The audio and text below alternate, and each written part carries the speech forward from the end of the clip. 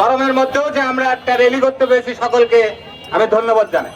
বন্ধুরা আমার, আমি বেশি কিছু বলতে চাই না।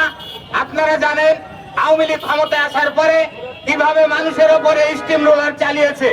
আপনারা দেখেছেন বৈষম্য বিরোধী ছাত্র আন্দোলনের ছাত্র নেতাদের কিভাবে হত্যা করেছে, আমাদের বোনদেরকে কিভাবে লাঞ্ছিত করেছে, হত্যা করেছে।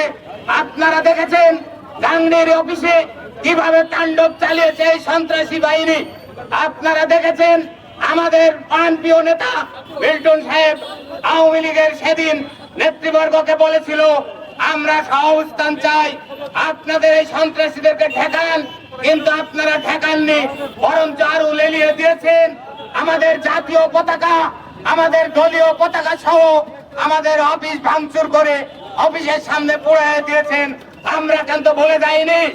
আপনাদেরকে হুঁশিয়ার করে বলতে চাই, এখনো গাংনী বাজারে সন্ত্রাস করছেন আপনারা, চাঁদাবাজি করছেন আপনারা।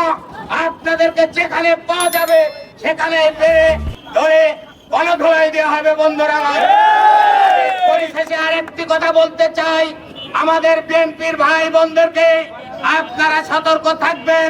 আমাদের নেতাকর্মীর নামে বিভিন্ন ভাবে দোষ চাপাচ্ছে।